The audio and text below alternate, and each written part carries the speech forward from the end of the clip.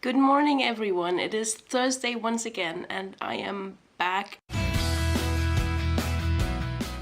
I actually went and wrote these down after I saw Jill's video, and I was surprised at how many memories I have from my early childhood. I was actually expecting to be like full teenage year angst stuff, but I came up with a few that are earlier. The first one of those is Konstantin Wecker Sage Nein, which was my favorite song when I was 5, going on 6 that summer. It was the song that I always listened to. I took the CD and put it in my parents' stereo and I went and listened to it, and I was so happy when I turned 6 because there's a line in the song about how you have to stand up to people no matter what age, and what he mentions is whether you are 6 or 100, and I was so happy when that applied to me and I was 6 and I could belt it out. And yeah, that's what I did. The next one is Montserrat, Caballe and Freddie, Mercury, Barcelona, which was on an album my mom bought, on a Montserrat Caballe album, and I love that song. I mean, it's this huge operatic anthem, and I really loved it when I first heard it. And I remember asking my mom about the people who were singing on it, because I knew Montserrat Caballe, she was the lady on the album, but who was that guy who was singing there? And she explained to me who Freddie Mercury was and that he was dead. And that was the first time that I learned about AIDS and about gay people, which isn't that much of a topic in rural Germany. But as kids do, I just accepted that that's a thing that is a thing, and that's okay with me. And I actually came back to Queen later. After I listened to that, my dad had the Live Magic album and the 86 album, and I listened to that a bit, but then I didn't. And then I visited a friend in Barcelona, of all places. We were driving in the car, and the album that her mom had playing was the Best of Queen album, and that's how I got back into Queen and have been ever since. That's also a thing that I did with my brothers, which is why Bohemian Rhapsody will always remind me of my brothers.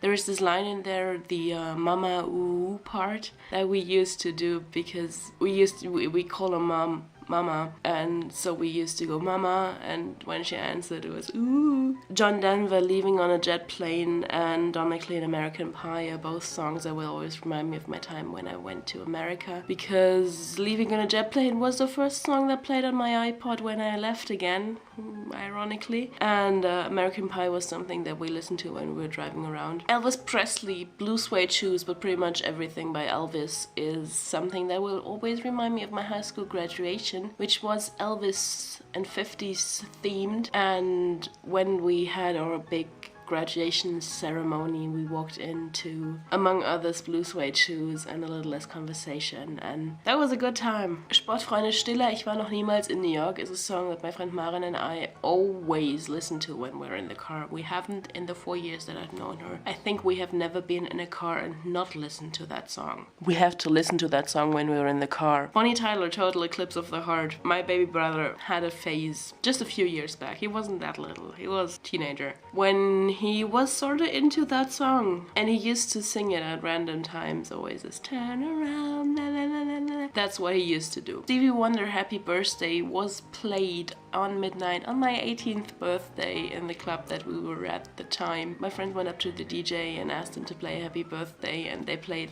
that version, and neither of us knew it. So for a few seconds we were kind of, well, I didn't know about it, were kind of disappointed that he didn't play a Happy Birthday song. And then there was this random kid who walked up to me and screamed at me saying, "It's my birthday!" And I just screamed back, "Well, so it is mine too!" And then he walked away. My family and I are sometimes going on ski holidays in the Alps in France, and to get there we have to drive by Lake Geneva in Switzerland, and every single time we are driving by that lake, my dad will start, "Well, you know what song was written about that lake?" And we will go, "Yes, Dad, we know, because you tell us every time. It is Deep Purple, Smoke on the Water," which will always remind me of my dad and his repetitive stories that he always tells. So this were a few of my memories. I'm pretty sure that if I listen to a few more songs, there will come out a dozen more of these. I will see Amy tomorrow and read Edie on Saturday.